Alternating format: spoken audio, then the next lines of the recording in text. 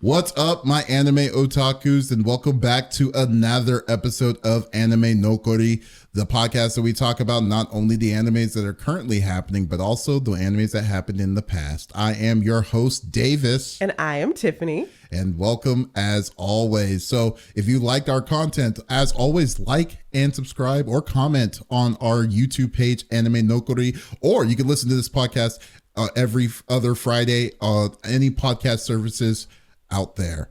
So how you doing, Tiffany? I'm doing, and you know what else? I'm doing good. And that was a much better intro. I just want y'all to know, the public at home, that was, yes, it was rough at first. It was rough. It was like a snowball. Should we do the blooper on that? Maybe y'all need to watch to the end because I need y'all to see that. That might be a blooper. That is a blooper moment. I'll just keep on going. Oh my gosh! So anyway, I'm like, good. She's like, shut up. It was hilarious. It was so much. How are you? I am doing good. I'm tired. I'm just like, I'm surprised I'm up right now. I just had to say, you know what? I'm gonna have a chill day. I'm gonna wear my pajamas and watch something. And I'm going to after this, so we'll see how this is going to go. Gonna watch something? Yeah, I don't know what I'm gonna watch. I don't know yet. You put me on the spot right now. I don't know. That's code for take a nap. He's trying to act like he's like this studied otaku. He's like, I'm just gonna take a nap. Also, I did notice something here. Okay. So so Crunchyroll announced that they're bringing back Infinity Castle to theaters. Oh, to theaters. Yeah, they will not put that on their streaming site. I don't know what it is with them, but it's like they're trying to. It's a cash grab. It must be. But the cool thing about this time, though, is that this is going to be on this new thing that AMC Theaters is doing called Screen X. Okay. Which is 3 screens, so it's going to be like a super panoramic view. Okay. Of it, but I was like, I don't know if I'm like, I still haven't seen it, so I'm like, I might go into the theater and just go see it myself on this, because I thought by now this movie was going to be on Crunchyroll, but apparently no, they're not. They said specifically, we will not be. If you want to see this movie, it will be in theaters. Well, yeah, they're apparently very serious about it. I was like, okay, bet. He's like, you thought we were kidding? They were not bluffing. That was the opening of their email. It's like, you thought we were joking? We said you were going to pay us money. We done told y'all. Yeah, we done told y'all. But look at y'all now. But well, okay. But anyways, we are talking about, what is the show that we're talking about today? Today we are talking about DanDaDan, and I am so excited about it. Spoiler alert, I loved DanDaDan. Season 2 specifically. You want season 2 more than 1? No, we're talking about season 2. Oh, okay. That's what I'm saying. I definitely didn't like it more than 1. Okay. I don't know. Anyway. Yes. We won't get into that yet. I feel like I like parts of season 1. I feel like I like the first part of season 2 better than the first part of season 1. I feel like I like, if you take the halves, like the first half of the second one and the second half of the first one. Right. That makes sense. No, it makes a lot of sense, because I was thinking the same way, but I'm thinking of it in the opposite direction. Yeah. Because I'd like season 2. Of course you did, because there was a mech involved in the second half of season 2. I liked season 2's beginning more than I liked season 1's beginning. Yeah. I thought you liked season 1. I thought you said you liked season 1. It was a word game. I'm sorry. That's why I was like, okay. She's okay. Cool. Two trains leaving at different times. Exactly. Going different directions. To be honest with you, the Godzilla moments of it kind of slowed me down a little bit. It makes me feel so much better. Yeah. I thought I was just a evil mecha hater, and I had, okay, cool. I'm not alone in this. You're good. You're good. You know, it's like great minds think alike right there. So, but anyways, let's get into it. Let's find out what the official synopsis of DanDaDan is. So first off, DanDaDan was created by Yukinobu Tatsu. And he is, I think this series already started back in, I want to say early 2020s. And then they've made it into the first season of the anime premiered on Crunchyroll in 2024. Then the second season started in mid-fall of 25, and this is where we are today.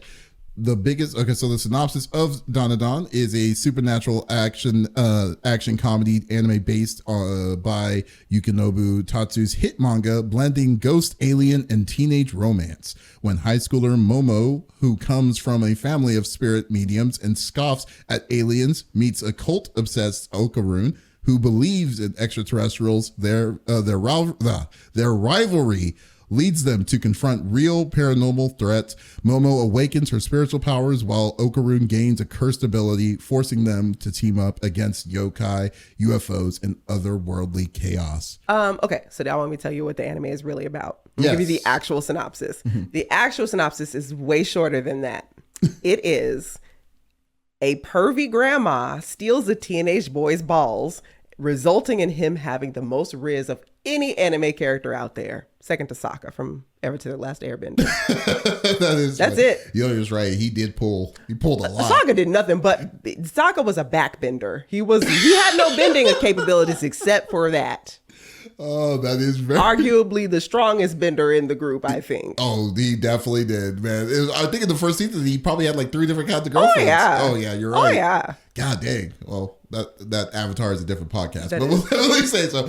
I will say, so specifically in the second season of DanDaDan, that is basically Okarun, Momo, and I forget his name. Gigi, yes, who is a very eccentric, incredibly bulky, like he's basically a sports bro. He's the sweetest baby angel. I love him so much. He is. And it's so funny because they when they first see him, because Okarun, this is still season 1, he sees him for the first time and he's like, oh my God, this jock is going to steal my girl. And then he comes in and he's like, oh Momo, I love you so. And it's just like, oh, this dude is goofy as hell. How is, like, your body does not go with your face, or your personality does not go with your body and face. And I love him for it. He's a little adorable nugget and he's my boy. Oh yeah, definitely. Yeah. Well, I mean, yeah. So I mean, I think it was a continuance, right? The first season, or he was asking for Momo and her grandma's help to go to find for her parents. So now this is just a continuance of that story. So Momo, Okarun, and Gigi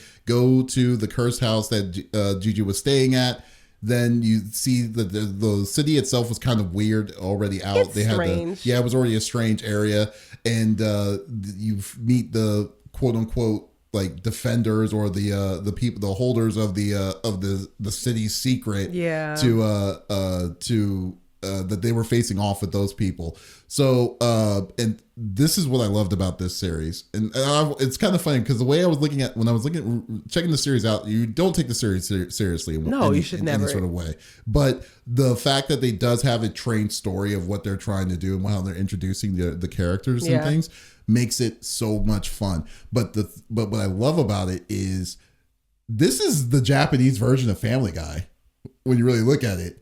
Because there's Japanese references that they always put into each of these episodes. There's so many different kinds of things of it, and because we don't know it, because we don't know the pop culture of like what they're growing into. Because it was funny, kind of skipping a little bit when Gigi gets possessed by the I forget the name of the spirit. He is the the evil eye. Yeah, evil eye. But he gets possessed by evil eye.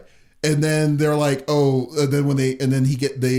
neutralize them briefly, and then they realize that if you put cold water, he's going to turn into evil eye. Hot water goes back to Gigi. I was like, Rama 1/2. I was gonna say it's the Rama 1/2 treatment. But what I loved about it, which was so funny, was that Gigi was doing the theme song of Rama 1/2 at it, and I was like, this is Family Guy. This is such one of like a funny You're not wrong. You're not wrong. It's like it's a subtle thing. And then I mean, I'm not familiar with Japanese pop culture to the extent, but there are tons of different references that they put in these in this series of like from like the 90s and all these different kinds of things.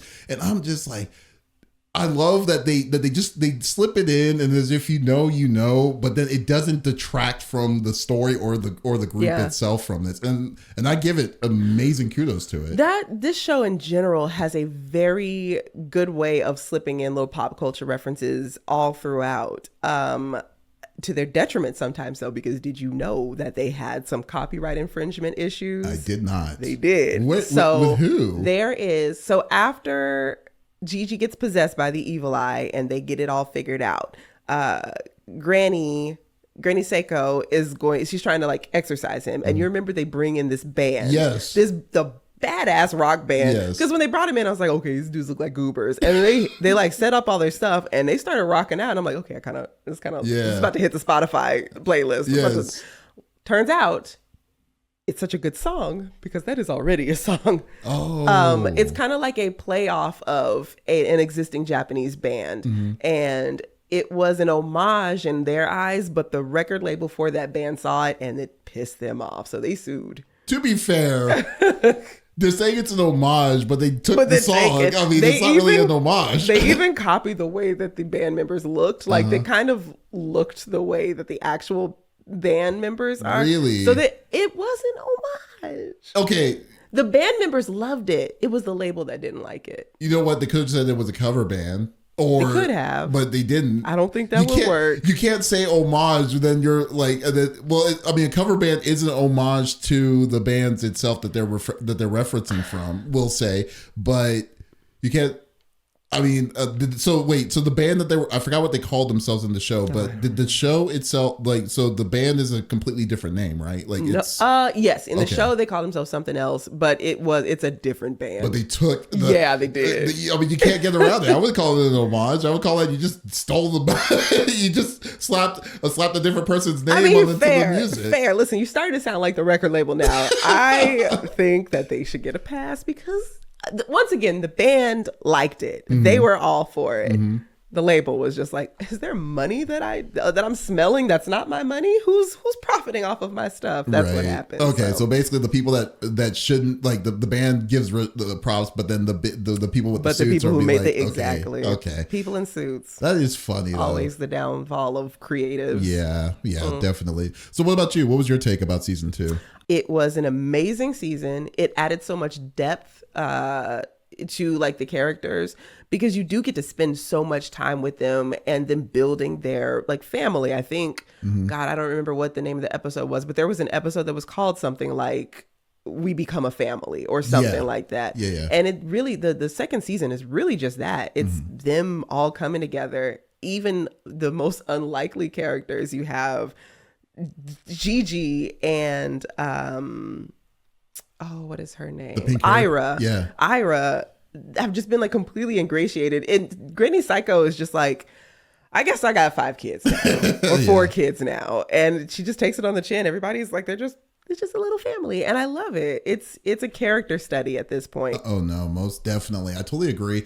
But here's one of the things that really kind of threw me off on it was I never like the granny and this whole thing is just going with the flow this whole time. Like he doesn't like she's immensely powerful for what she is. Like you ever as long as you're in her radius. Well, but then again, what is her radius? Because like is her radius very limited? Because she went all the way to where Gigi was, and she was going head to head to Evil Eye. She wasn't with her powers though. Also, that was hand to hand. She was just knocking mofos out. Oh, okay. It wasn't her powers because she was outside of her radius. That's why she had to call on backup. She had to call the mannequin guy. Yeah. She had to call the guy who wants to be a bootuber. Yeah, which was another the little Family Guy moment. Unibrow dude. But yeah, her powers are limited there. She's just a bad bitch. That's all. Oh, okay. Her powers are bad. Just like Sokka is like limited powered, but still the GOAT. Yeah. Him. Still him. Also the GOAT. Well, okay. So that was throwing me off a little bit too, because I was just like, wow. But then the way that she did all this hard work, and then they do like, okay, we're going to exercise him out of Gigi and all this different kinds of craziness. And then at the end of the final hour, when it was looking like it was going to work, he's like, "Don't do it. I made a promise." It's like, where were you? Where were you the last 2 days? I think so I don't blame him because he is watching the effect that his affliction, we'll go with affliction, most adorable affliction to me, is having on everybody else. It's putting them all out. They're having to like be on their toes. They're having to like keep them strapped down. They're having to watch them 24/7. So yeah, you're thinking like, okay, the people I love are being negatively affected by this. We got to get it taken care of. But then he's like in the mind of the boy who had all that done to him. It wasn't his fault that he turned out the way he did. Also, if you haven't figured it out already, spoiler alerts. We're talking about DanDaDan. We're gonna be spoiling all of it. I need to remember putting a disclaimer at the beginning of all this. So, yeah, like when Evil Eye even possesses him, or beforehand, he lets him know, like, okay, all these, you see this montage of all of this little boy who is a sacrifice, and he's sitting in this dungeon, and he's not allowed to play with the other kids, although he can see the other kids in the distance, and he's just so lonely. And Gigi's like, well, I know this is negatively affecting all the people I love, but this kid didn't even get to have people that he loved. He didn't get to have a community. I don't want to leave him by himself again. Right. So I get it. Mm-hmm. Okay. It is a pain in the ass for everyone, though. Yeah. Okay. But so when you were saying that he saw, like, how negatively all his wish was, like, he did that after he said that stuff. So, like, no! Yeah, because when he said, like, don't exercise him, I wanted to, like, I promised I was going to play with him. Then he attacked Momo when and looked like Momo was about to get killed by Evil Eye and stuff after all that. Huh? I feel like the timeline is wrong. You feel like the timeline? I feel like it is, but that's fine. Oh no! Either way it goes. You want to call shenanigans? We can't. We can do a playback. And I need a flag for shenanigans. Yeah. Okay. We'll tell you. You know what? You will need a flag. If you think, am I right? Just say Davis is right. Hashtag Davis is right, because you're going to probably see that a lot. Wow. I'm just kidding, but put it in the comments. Let me know, like, if I'm wrong, or if I'm right. Just let me know. To make my point clear, what I'm saying is the Evil Eye had already been a problem. Mm-hmm. They were already keeping him contained, and then when they finally because they weren't able to call that badass band right away. No. They were trying different things beforehand, and then. And they even brought the band back twice, I think. They did. They were going to bring the band back twice, but then what's his name? The Boom Tuber was saying that was going to get the band out, but then that same day, Okarun challenged him to a fight. Fair. Yeah. So they didn't do it. They didn't go quite out that far. All right, I'm gonna stand down. Yeah, that's fine. That's fair. That's fair. But I'm just saying, like, if he was wanting, I guess to be fair, I think the reason why he didn't was because he was fully possessed, and then when they found out that he turned into, like, with hot or cold water, it was really Gigi that was there. Maybe that was when it was like it was time to go, but I don't know. Anyway, it's a small thing. It's a plot. Let's just say that, Fair. Okay, and just saying, what was some of the things that you enjoyed about the show? So, I love the Evil Eye. First of all, I love his power set. I want to just go on record saying that Okarun got the worst yokai power. Really? I think so. Oh, I run fast. I'm fast. But I don't think that is. Ira can summon a yokai. He can make a soul, basically. Pretty much. Yeah. She's got these like not trapeze powers, but like she's acrobatic. Yeah, she's got the acrobat powers. I mean, I guess whatever. Maybe she and Okarun are like level.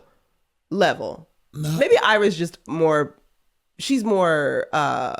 She's a little bit more of a badass. She's got a little bit more oomph to her. So maybe she just got a little bit more power behind her, whatever. But when you look at Gigi and the Evil Eye, and then you see Okarun, quite straight. That is.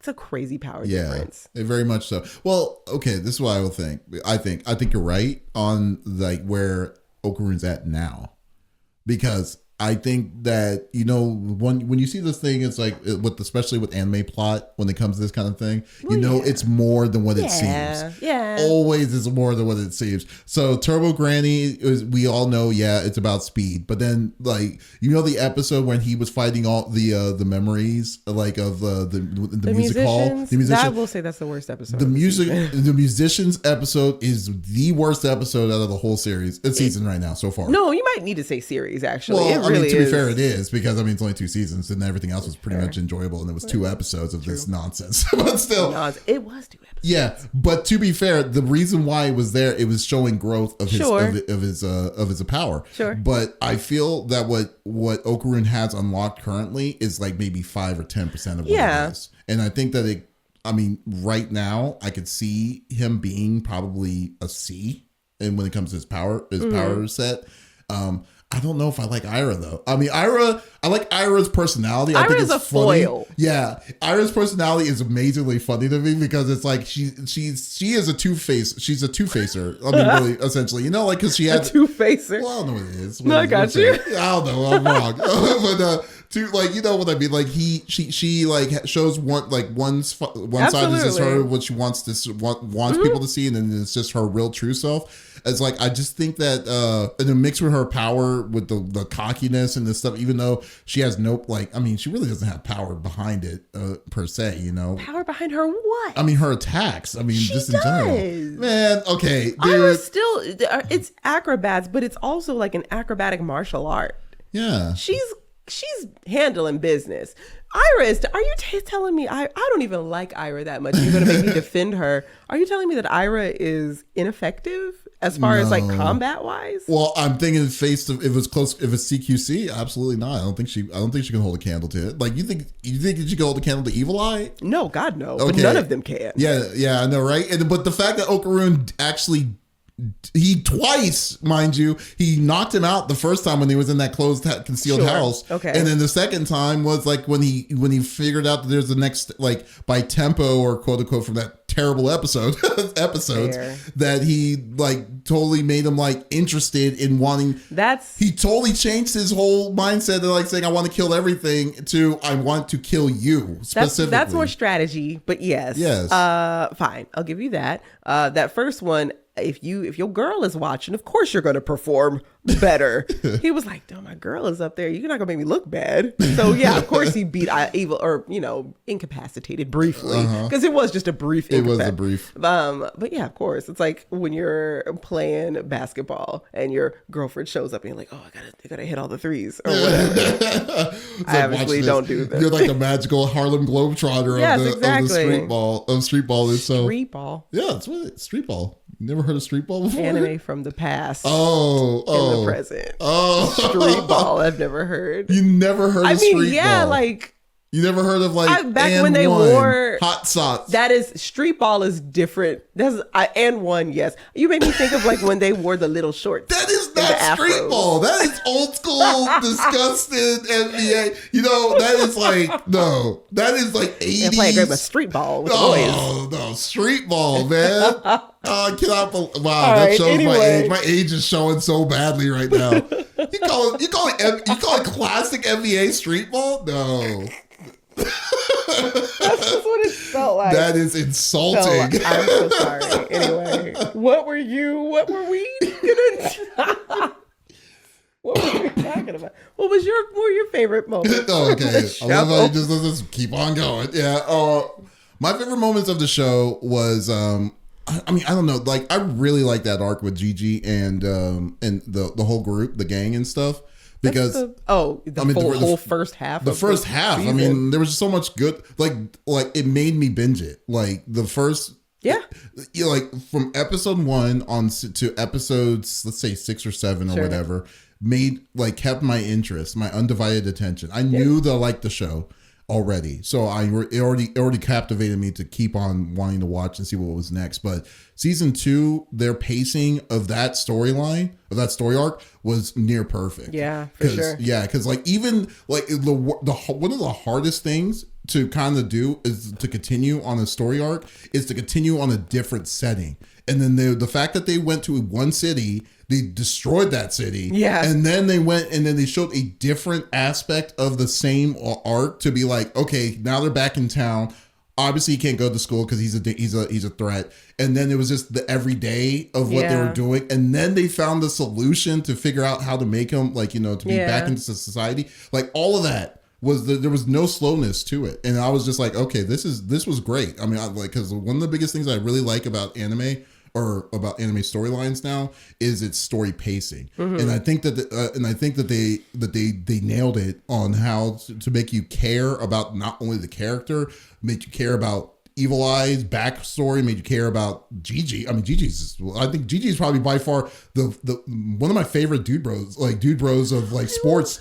I feel like we shouldn't call him that. He's such a not dude because bro. He's not. That's why I think what makes it so good, because it's like you would think that the jock, because the stereotypical jock and the stereotypical person, it's like he's more than that. He's more than just being a jock. He's such multi-dimensional when it comes to his personality, and then his stupid his mannerisms and his he always never takes himself seriously. Yeah, he's a little goober. Yeah, he's a goober, and I just think that is one of my favorite parts of that. And I thought like, oh wow, okay, I mean, perfect. And then they had the solution, and now you see the random hijinks of, you know, when he accidentally still the issue is that cold water, he turns into Evil Eye. Sure. I mean, he can kind of contain it, but not quite, you know. Does. Okarun kind of keeps it in check, sort of. Yeah, sort of. It's still, he's still feral. It's not. It's like it's a 50-50 chance of him like, oh, there's cold water, then that's it. And then you remember one of the most nastiest ones is when that big dude, with the sweat.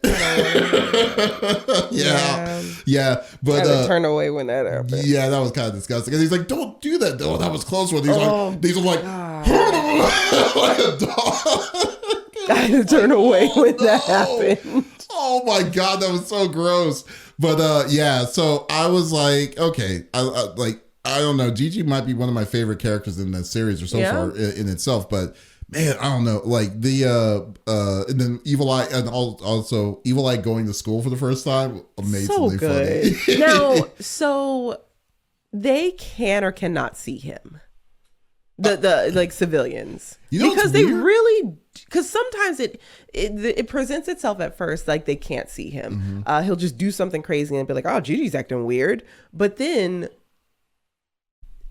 somebody will say something and I'm like, hold on, maybe they can see this transformation. Do you know, it's really weird to me that they do it this way, because because it is very questionable. They don't really admit to, well, I think they do, because when he accidentally turned into Evil Eye, when he was going back to school, then people did acknowledge him, but then they just acknowledged him as if like, I mean, Evil Eye and him do not look alike, the same, but then they just acknowledged him as Gigi still. But I know, so I'm saying they really acknowledge his behavior, because obviously he's doing some crazy shit, but they didn't say like, wow, where'd all those tattoos and those dope ass earrings come from? Dope ass earrings, by the way. The Evil Eye, aside from the fact that he's just in his undies, he's got a dope design. Can we please just acknowledge? He does. He definitely does. So cool. The white hair, and then the third eye, and also. But what was weird is that the spirit himself looks creepy as hell. Oh yeah, no. Like the smile, ear to ear smile, and stuff. But you want him to. You wanted to. Yeah, but.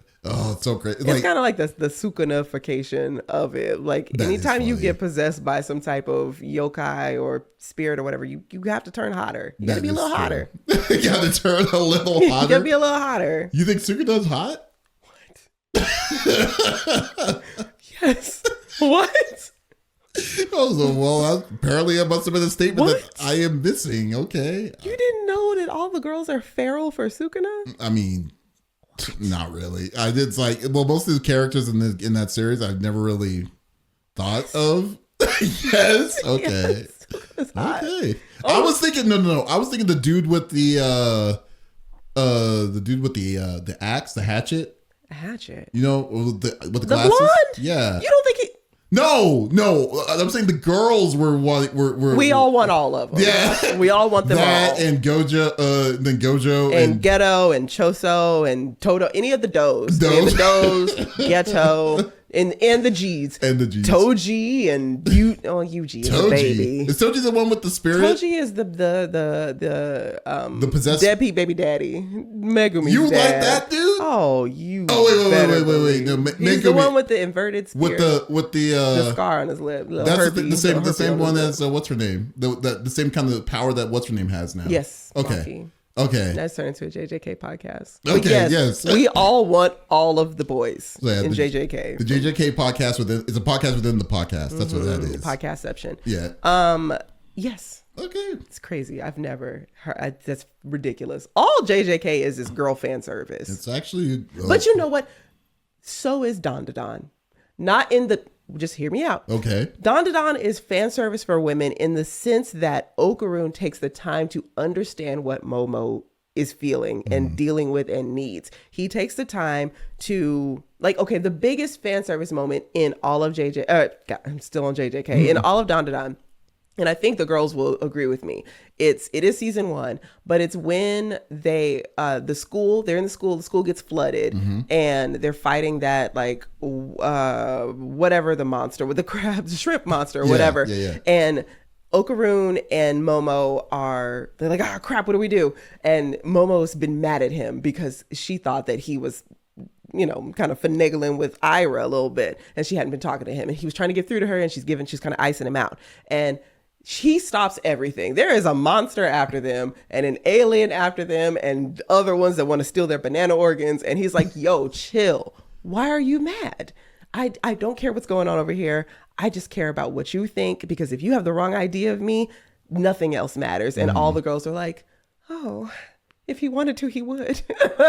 This show is fan servicey in the sense that Okaroon is such a good should-be boyfriend. And that's why all the girls love him. That's why he has so It's much. a harem, dude. It's a multi-level harem. It's an MLMH. Okay. It sounds like a Ponzi scheme. It sounds like a pyramid scheme.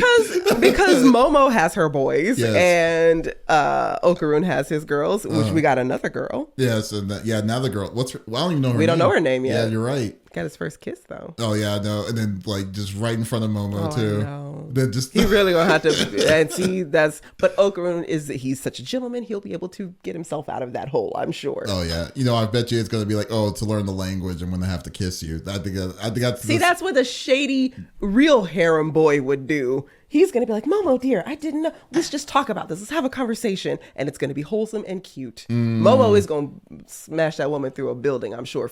We'll see. Because that's a man, and she's not about to. She's not about to have that. It's like, I'm not going to follow that disrespect. It's like, how dare you? Yeah. Mm-hmm. Although then again, it's like, what is her, like, I cannot wait to kind of see what the story is behind her, even though, like I said, I wasn't a big fan of, I guess it leads off to the next. Because it is, the second season, it really does feel like two separate, completely separate stories. Yes. Two different story arcs. Yeah, absolutely. And I think the first story arc came in really strong. And then the second story arc came in really, to me personally, came in bad. I didn't like it. Okay. I mean, like, I just didn't like it. Like, I understand the randomness of DanDaDan is there. It's always going to be there, and you know that's how that's what you're going to be expecting when you watch this series. But like, I didn't like the new character introduction.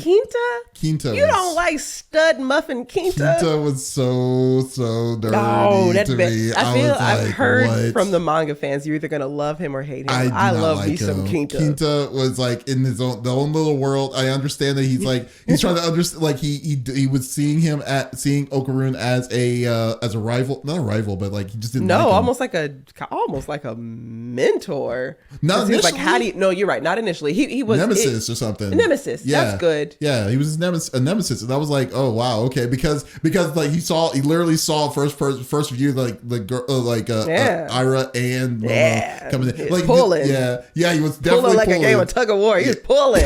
He was pulling like and remember when Okaroon and Momo were trying to find each other for lunch or something. Yeah, that was cute. And then it was literally it's from his perspective. Yeah, it was his perspective. He was trying. He was the only one noticing that these two were looking for each other, and then you were showing the different kinds of views. That was probably the best I liked of him. Yeah. And then when they finally kind of went down, and then you saw the he was still following him and kind of creeper vision and stuff with the Godzilla and everything. Yeah. I was like, I wasn't really feeling Quinta, although there were some really funny parts with like the when the robot was being made, and then they all separated then he went to the bathroom and he was like underwater in like an ocean just to get to his mech. Yeah. I was like, this dude could have died along the way. That was a rough situation for all of them. It was. Oh my goodness. It was. Yeah.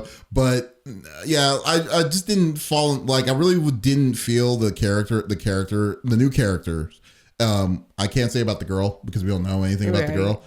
But mind you, like I said, we're only watching the anime. I haven't seen the mangas. I haven't read the mangas either, so I should, but I won't because of this. Fair, I respect that. Yeah, but yeah, so yeah, the second season just didn't hit for me at all. It just did.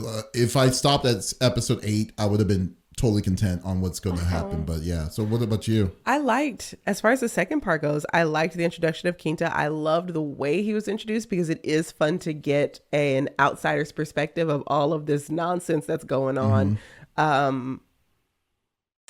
It didn't take a turn for me until we got to the mech fights. And as a resident mech hater, I will say I still enjoyed that experience just because of how goofy it was. Yeah. It didn't take itself seriously. No. None whatsoever. No. And also the fact that there wasn't a whole bunch of mech jargon that I had to sift through to get to whatever. I feel like Quinta tried, and it's so funny because Ira and Momo were like, shut up. We don't know what you're saying. Just do what needs to be done. Right. But what about the respect of the fact, like, it's like the mech perspective for me, in my opinion, is that everyone doesn't know what a freaking mech is in this, as well as it doesn't exist. Yeah, because they're not nerds. Bunch of nerds. Yeah. The only person that did was Quinta, and maybe could that have been something that you related to, on the fact that none of one knowing not only cared, that's why I loved it. Yeah. That's why I loved it, because the girls, Okarun was like whatever about it, but the girls were like, we just trying to get out of here. Yeah. This is nonsense. So you're right. I did like that from that Evil perspective. Eye was like, I need to get out of here. I think Evil Eye at that point was like, are we fighting? Is Okarun ready to fight now? Yeah. And Okarun's like, no, there's something else right now. We got a different problem. It was so chaotic at the end, to its detriment or to its benefit. Mm-hmm. What do you think? I would say I don't know, man. Like I was really kind of just off on the mech. Well, the mech fight was like, you know what I think? Maybe it was when I'm looking at it outside and the full outside as a group, because it just seemed like, what was the point? We don't know why she did what she did, one. And two, it's like, what was the point of any of? The point of it was the golden ball that they saw initially, sort of, from that, right? Sort of. I don't think so. I think the point is, because this. I mean, Quinta's part of the group now. Clearly, everybody has gotten their episodes where it highlights their strong suits, whatever their shortcomings are, and it makes you connect more so to why their specific power is their power. Right. We got to watch Okarun come into his. That was kind of more just, honestly, I think Okarun's was him coming in. He got Turbo Granny's power because of his like chivalry and gentlemanly behavior, because Turbo Granny was, her whole sole purpose for being a yokai was keeping the girls safe from during the tunnel. You get Ira's power because she, like, the whole mommy issues and the woman who lost her daughter, and you have that whole thing coming full circle. You got Gigi coming full circle with Evil Eye, and Quinta, you gotta give him his time to shine. His whole introduction was this little nerdy dweeby boy who has this mech obsession. Yeah. And so they gotta give him time to be like, okay, we gotta set the stage for what his power is going to be. And now they've got those like building block things. Yeah. I mean, that is his power. He's not, I mean, he may not be possessed or whatever, or whatever. He's going to use those as for whatever he needs to use it for. However, I'm saying, like, the reason why they were fighting the Godzilla monster itself was for, it's part of his plot. It's just plot. No. It was for a reason. It was, the reason was because the girls and Momo's friends saw the picture and it was a golden ball. Yeah. So they thought it was Okarun's, because Okarun only has one. He's looking for one, the last one, right? And I think that's what we first didn't know that it was a Godzilla monster, because it was just invisible. Sure. And then it just exasperated and became a thing, But like, I was like, but why was it even there? I see what you're saying. Yeah. So I'm talking meta. You're like, where did it come from? Yeah. Why was it even, okay. Yeah, well, like, what does it do? I don't know. Yeah, that's a season 3 thing. Yeah, I guess it's a season 3 thing. You're getting ahead of yourself. Yeah, I guess it was. No, but like, the introduction to that story was kind of like, okay, whatever. And it was a, what? Maybe my intense love of this show is making me give it more leeway. No, I mean, I love the show too. Probably, I definitely don't love the show as much as you do. No, I do love this show. Yeah, but like, I definitely love the show. I just think that I'm not disappointed. I mean, I'm just saying I just didn't like it. Yeah, just fair. That part of it wasn't my favorite at all. So, yeah, maybe I'm being a little too rough on it, I guess. I don't know. What? I have a confession. What's up? This has nothing to do with I saw your weird shirt earlier about the eat some fruits, and I did not see what the shirt was. It's just like, I was unaware he was such a health nut. I didn't see that those were devil fruits. Oh my God. Oh, Jesus. I did not. You want to see my shirt? There it is, right here. Devil fruits. Clearly. All right, fair enough. I was just like, why is he okay? Cool. I like it just like it's like, he's trying to get a public service announcement success. on the podcast. It's a message of a message. Yeah. It's like, hey kids, you can watch anime and be strong too, so eat some fruit. I was just like, I respect that. Look at you. Be a good role model on this podcast. Oh, I just wish I was Mr. T right now with that. The gold chain. That would have been so funny. Anyway, sorry to derail us again. So that's funny. crazy. I just looked over and I was like, that's huh. Yep. So I did the job. Perfect. Wow, nailed so it. what? Okay. So what about we already said the negatives, but what would you say overall? Say the negatives? I don't think you said the negatives. You just were all negative. I guess that's just me in nature. Yeah, I it guess. was. That's I don't what think it I is. said anything. I didn't. So what about you? What's the negative? Worst part of because I think the worst part of the show. I guess we did say the negatives because I really didn't like the mech. Mm-hmm. But yeah, I guess that's it. I guess we're kind of in agreement on that part. Right. Well, like overall though, like, is there anything that you would say that you could see that you would want that could have been improved, or something that could have caught your interest or made you think differently about it, for the better or the worse? That's a great question. That's a question I have to think about for a second. I honestly, off the top of my head, I don't think so. I think a lot of there was a lot of callbacks, a lot of tie-ins to previous jokes. I love the way they brought in previous characters. I love I don't know. Yeah. Really, it really is just, the mech part it felt like it was a jarring change to me. And I wasn't sure if my bias of being a mech hater was influencing that, or if it really was just a very jarring change. I don't think it really was. I mean, well, you just said you don't even know where the thing came from. No, I mean, I don't think your bias. My bias. Was your bias. I got defensive. You were definitely on me. I was like, damn, I was agreeing with you. I was trying to set your mind at ease, and it wasn't. It's like, well, okay, never mind. I'll just stay quiet and stay pretty, I guess. Jesus. The fruit thing threw me off. Still on guard from the fruit. That is so funny. I would say I would. It's hard to. I don't want to critique because it's not the kind of show I want it to be. But I would say this. I will say, critique to make it better. It's kind of tough to say. Yeah, fair. But I would say that I mean, if they do these, I think they should double down and put more references. Oh, you want it to be like a freaking Marvel movie? No, I meant full of nonsense. I meant like Family Guy, like more pop culture references of the stuff of it. Not like, I mean, like the fact of the subtleties of what they're doing inside here is great. But like for instance, the alien, you know, the boxer alien, yes, and his kid, yeah, most adorable kid in the world. It was really cute. Even Ira liked it.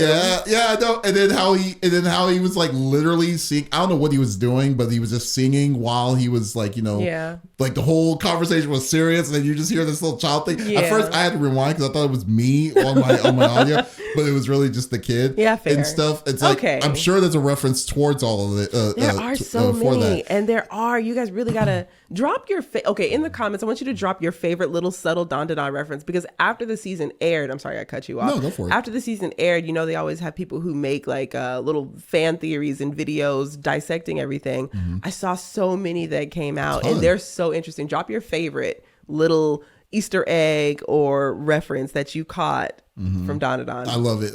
Well, so far the one I love was like, what's funny with the episode when he was singing the Rama 1/2 song. I was like, yeah, I remember this song. I don't know what it's from. Nice. What is it? So that's funny. I literally go in and I'm like, this sounds like. Then I was like thinking about it, like, oh wait, hot cold water. Oh, this might be Rama 1/2. So I looked it up, and then I was like, what's the theme song Rama 1/2? And it got me into this hole of just like diving in. Yeah, just being a computer warrior and stuff. I love that stuff though. I mean, so it's so you fun.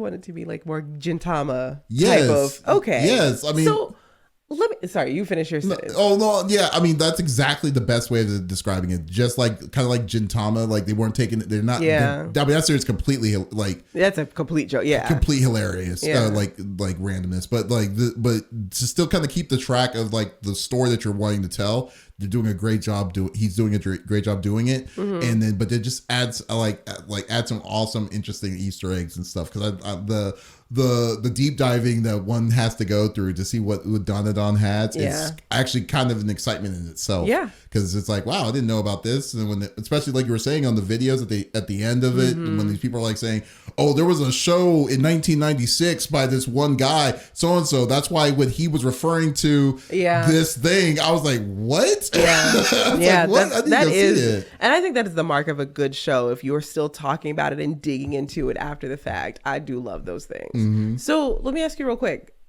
the moments that get you the most in this show, are they the more comedic moments or the more heartfelt moments? You know, it's funny. Or that you gravitate towards, rather. That's a great, it's weird because, like, for instance, one of the best episodes in the first season for me was Ira. The story about, that was one of the best episodes, her demons of the season of anime. Yeah, absolutely. I would agree. And I guess it's just the mood itself, because like Evil Eye didn't have that same level of emotion for me. Like, even though the background story of like why Evil Eye became Evil Eye was important. It was good, but overall, the full mood of season 2 was kind of goofy relatively for everything. I guess one of the parts was the rockers, because like you said, so complete upside down. At first, I thought I didn't know they were a real band, but I was assuming that they were making fun of, or they were referencing the bands in the 80s, because like how Japanese rock bands were like crazy hairstyles and stuff. Or all 80s rock bands, honestly. Well, there was hair bands, but then but these people had like face paint. They were they were done up. They're really extreme, and I was like, okay, cool. But then like you thought, like I was thinking the same thing. I was thinking like these people are going to be duds. And There's no way so good. And then you just see you see like them rocking, and then you see Granny rocking while he's doing the exorcism, and then if you freeze frame the face, you just see the dumb smiling, like the dumb angry face. Like man, I would say it's I would have to say 50-50, because like if any kind of thing that will show you any kind of level of emotion, you absolutely did its job. Yeah. And I think that DanDaDan, even though DanDaDan lacked that for me in the season 2, they definitely like other parts of it just made you just be like, oh, I need to see more of this awesomeness. Sure. All right, fair enough. How about for you? 50-50. Yes, I do enjoy the comedic moments. The show is it's almost like 33% comedy, 33% heartfelt, and then 33% just like connection, like character study. And I love that. I don't know. You're right. It is very evenly split. I think my favorite episode, though, is the one where they were all having to live together and they were dealing with the evil eye, and Okaroon is like walks Gigi to the bathroom and helps to make sure he doesn't get any hot water on him, and they pass by the thing that's ripped open, and he's like, let me just go ahead and fix this real quick. And it was such a realistic visualization of like, okay, there's these people who are at their wits end, they're tired, but they're still there for each other. Okaroon, he's like, I'll take you to the bathroom. Come on, do you need anything else? All right, let's go. And Gigi's just like, I'm sorry. And it's just like this it was such a heartfelt moment. I love the show. You know what I loved about that part? You remember the time when Ira and Momo, it's like she's snoring a storm and she opens up, they're all like thumbs up. Yeah, that too. It was just like the most natural, realistic sleepover, but you have a demon in the other room. Yeah. Oh, the one thing I love that you actually mentioned, kind of reminded me about this, was like it goes back to story pacing. Like, I love that. Okay, so I believe this was after the decision of him wanting to keep Evil Eye in him, and then they're like, okay, we need to keep an eye on you, and then that's hence the sleepovers and stuff.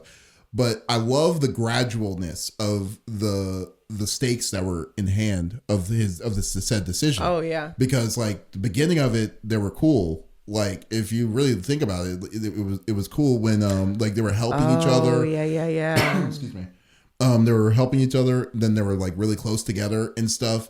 but then the incident when they ate the dinner, and then they were like, then the soy sauce, and I love the misfire, wrong one, and then they did that. That was the misdirect was hilarious. Yeah, that was funny. Like the building the tension, then they're just like, whew, okay. It's like, no, that's like crap. Yeah, you know, it's like so when that all happened, and then like what's her no I'm sorry, that was the wrong one. That was the wrong one. That was at the beginning of all that. But the one when Ira dropped her drink on him, and I know what you're talking about. He goes into the evil house, and then Momo almost gets killed. Yes, and then the spacing of like those relationship clearly widened out quite immediately after all of this. Then he was feeling like he really was feeling regret and remorse about his decision and stuff.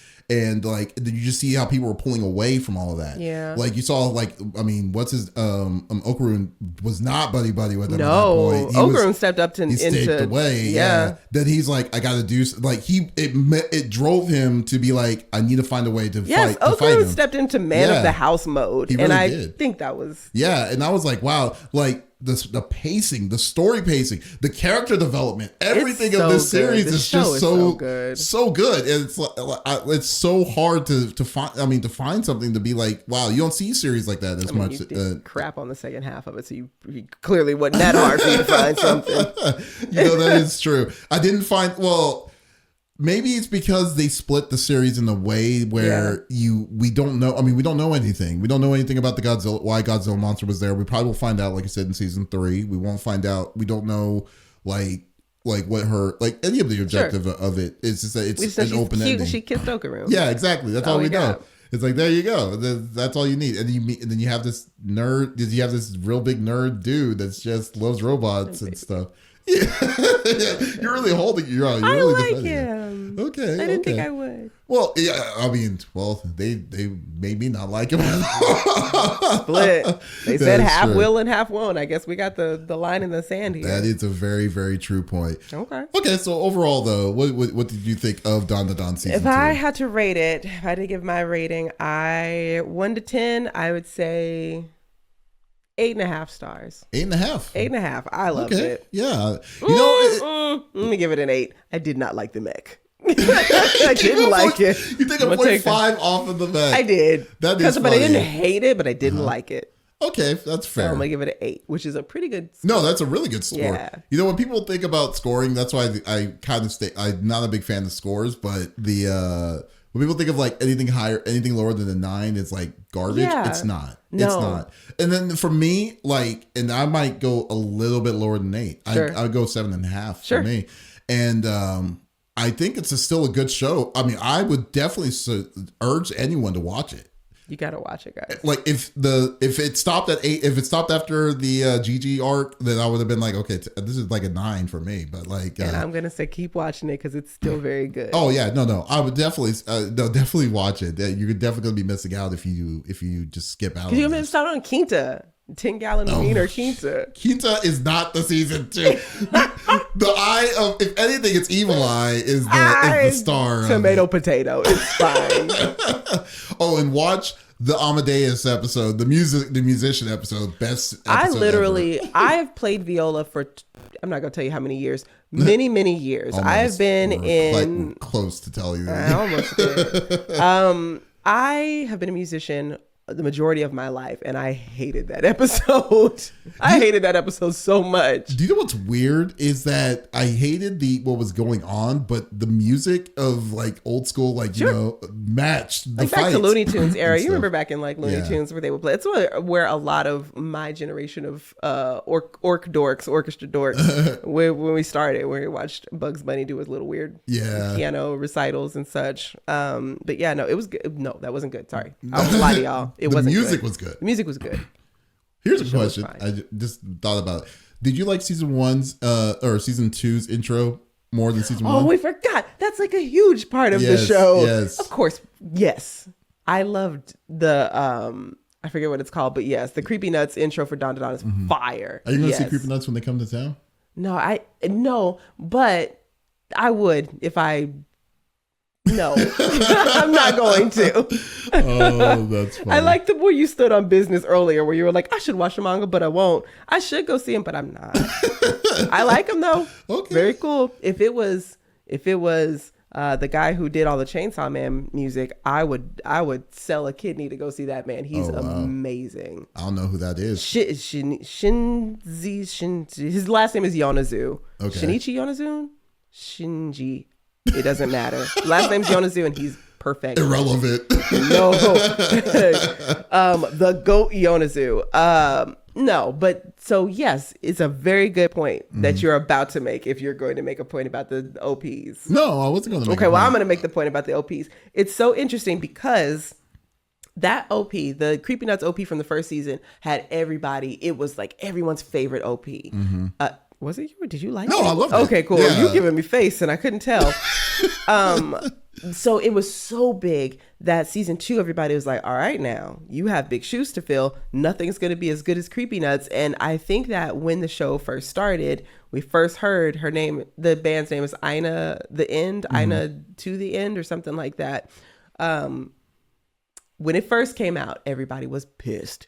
They hated it. Yeah. And I say 2 episodes in, it was a vibe. People love this. It just takes a little bit of time, I think. Maybe it was because big shoes. Yes, to fill, like huge you said. shoes to fill. Like, you had a banger of an intro, Yeah. and then it's like, oh no, y'all changed it. Yes. You can't do the Hunter x Hunter treatment and just have the same one for 20 years. Do they do that? Hunter x Hunter has like one. I think they may have 2, but Hunter x Hunter's OP has been the same pretty much throughout the whole. I think it kind of reminds me of One Piece intro because They got no. No, One Piece. no. I mean, I know they have like a bajillion of them, Yeah. but like I remember when I was watching it, I was like, the first one was just nice and uppity and stuff, and then I liked it a lot. And then when they switched to the second one didn't hit as hard. I mean, there's better ones than the first. Oh yeah. But I mean, at the time when they did the transition, it was like, okay, they need to bring back the old one, but Fair. or whatever. That's how it always yeah. is. So, but the fact that because like for me, I think like Creepy Nuts, big shoes to fill. Absolutely big shoes to fill. In fact, I feel like that Creepy Nuts thing made people want to watch the show. So so it did its job on that intro and then some. And then second one, I was like, it's okay. And then I was like listening to it more, and then like you're saying, it just a gradual interest into liking it. It might be better, in my opinion. But it might be not to me, but it might be hilarious. Vocally, the woman's vocals are fantastic. She's got a great like raspy voice. The band is great.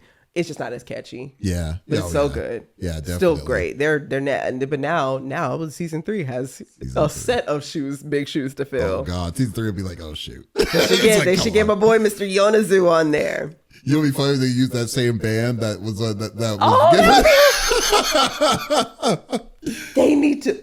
That would be all right. DanDaDan mangaka and studio. Who is the studio for this? I forgot the name of the studio. Studio. It's Shuji.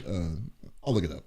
Y'all need to go on ahead and call that band because you could do the funniest thing right now and get them to do your intro. That would be amazing. That would be like full circle. Oh my God. You talking about some Family Guy roundabout shenanigans. That's amazing. Yeah. We need to write a letter. Who do we write a letter to? How's your Japanese? How's your kanji? Studio Saru. That's what it is. Yeah. So but guys, tell us what you think about DanDaDan season 2. We definitely would love to know, and definitely point it out inside the comments down below. But this was a great conversation. I know. A good show. Yes, but guys, thank you for checking us out. As always, we'll be back again another time. Once again, this is Davis, and I am Tiffany, and y'all take it easy. Bye.